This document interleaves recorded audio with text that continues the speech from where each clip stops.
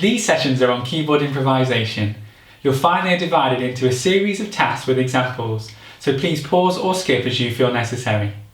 Playing any note on the keyboard produces a fixed sound known as a pitch.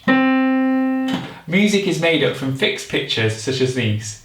If one note is played on the keyboard, and another note is played to the right of this, this is said to be a higher pitch. A note to the left of this would produce a lower pitch.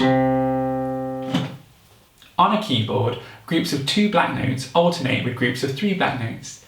This makes it easy to distinguish between the white notes, which are given the letter names from A to G on a loop. The note to the left of the 2 black notes therefore is called C, going up D, E, F, G, A, B, C. You should pause the video here and take the time to remember the names of the notes. The distance in pitch between any note and its nearest neighbour, black or white, is called a semitone. If you raise a note to the right by a semitone, it becomes sharp. So if I raise an F, it becomes F sharp. If I raise a D, it would become D sharp. If I lower a note to the left by a semitone, it becomes a flat. So E goes down to E flat and G goes down to G flat. You may notice that a note can have the same sound but a different name, such as C sharp and D flat. This is called an enharmonic. An interval of 2 semitones, so C to D or F to G for example, is described as the interval of a tone or a whole step. Notice here we have 2 white notes next to each other with no black note in between. The interval between the notes is therefore a semitone, whereas E to F sharp would be a tone. Knowing the notes on the keyboard and understanding the difference between a semitone, that's a half step, and a tone, which is a full step, will be fundamental to improvising on the keyboard. Now that we know the notes, a starting point for most improvisation is understanding what is meant by the term key and how to play within it. A key in music is a selection of notes that sound a certain way. You can learn lots of different types of keys or combinations of tones and semitones to produce a particular sound. When a key is arranged in ascending or descending order, the particular notes of the key are called a scale. It is really important to practice scales so that you know the notes of your key inside out, ready to improvise. In this session, we're going to focus on what is known as a major key and learn a major scale. A major scale series goes tone, tone, semitone, tone, tone, tone, semitone. So let's try that. If I want to play in C major, I can use the notes from a C major scale. Starting on C, that's the left of the 2 black notes, I would go up a tone or a full step to D. I would then go up a tone to E, a semitone or a half step to F, a tone to G, a tone to A, a tone to B, and finally a semitone to C. The notes that belong to the C major scale are therefore C, D, E, F, G, A, B, C.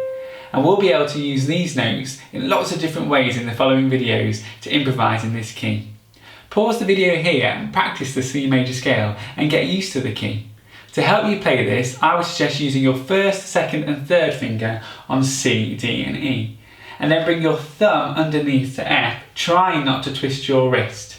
You'll then have your first, second, third, fourth and fifth finger on F, G, A, B, C. So that's C, D, E, F, G, A, B, C. 1, 2, 3, 1, 2, 3, 4, 5. 1, 2, 3, 1, 2, 3, 4, 5. Remember not to twist that wrist too much. See if you can practice that. Now let's try a different major key. G major would start on G and then go up a tone to A, up a tone to B, a semitone to C, a tone to D, a tone to E, a tone to F sharp, and finally a semitone to G. The notes that belong to the key of G major are therefore G, A, B, C, D, E, F sharp, G. Notice that this key has 1 sharp, an F sharp. If that sharp wasn't there, it wouldn't give us a major key sound. Let's have a listen. So I'm going to play it without an F sharp. Doesn't sound quite right. And with an F sharp, G, A, B, C, D, E, F sharp, G. Pause the video here and practice the G major scale. You can use the same fingers you used for a C major scale. 1, 2, 3, 1, 2, 3, 4, 5. Finally, let's try D major. D major would start on D and then go up a tone to E, a tone to F sharp, a semitone to G, a tone to A, a tone to B, a tone to C sharp, and finally a semitone to D. Again, you can use the same fingers for this that you used for C major and G major, 1, 2, 3, 1, 2, 3, 4, 5. Go over this video and get used to the notes that belong to the various major keys by practicing the major scales. Next time we'll go over how we can use these to begin improvising.